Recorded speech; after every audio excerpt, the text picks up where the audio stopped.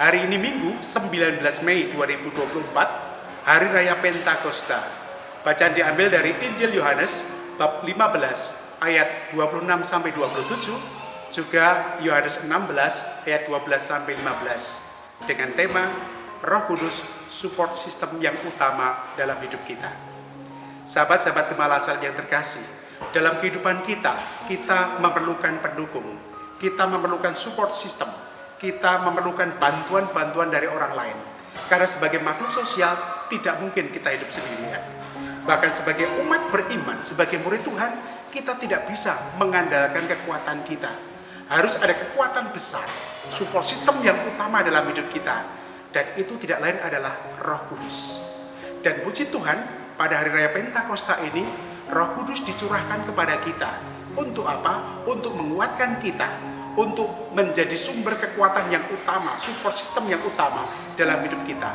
Karena tanpa Roh Kudus, gereja tidak akan berjalan.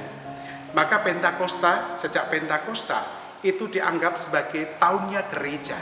Karena gereja sungguh-sungguh menjadi kuat, menjadi berjalan dengan baik karena dukungan atau support system dari Roh Kudus. Dan gereja itu siapa? Ya, kita ini gereja.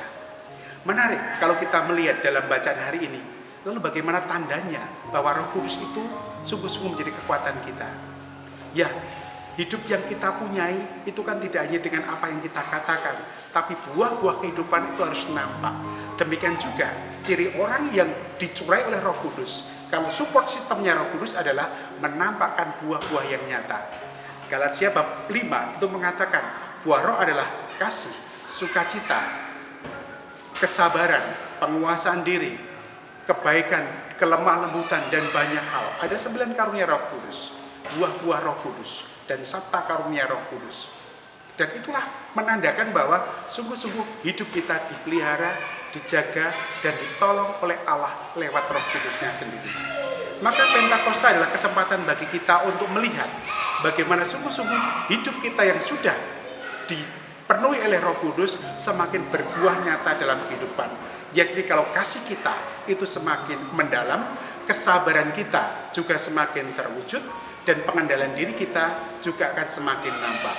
Dengan kita menjadi orang-orang yang penuh kasih, penuh kelembutan, penuh penguasaan diri, penuh kebaikan, penuh dengan banyak berkat yang Tuhan berikan pada kita, menandakan bahwa Pentakosta adalah sungguh-sungguh Roh Kudus dicurahkan pada kita. Mungkin kita bertanya, bagaimana kita itu seperti karismatik dan lain sebagainya yang banyak dicurahi Roh Kudus. Ya, bahasa pun juga karunia Roh Kudus. Tetapi yang penting dalam hidup kita adalah bahasa Roh Kudus adalah bahasa cinta. Tindakan Roh Kudus adalah tindakan cinta, dan karya Roh Kudus adalah karya cinta. Maka kalau kita semakin hidup dalam cinta, kita pun juga dicurahi Roh Kudus. Kalau kita hidup dalam kesabaran, dalam kesalehan, dalam kelemah lembutan, dalam penguasaan diri, hidup kita dikuasai Roh Kudus. Mari kita mengandalkan Roh dalam hidup kita. Kekuatan manusia sangat terbatas, tapi karya Roh Kudus akan membuat yang tak terbatas menjadi mungkin dalam hidup kita. Tuhan memberkati.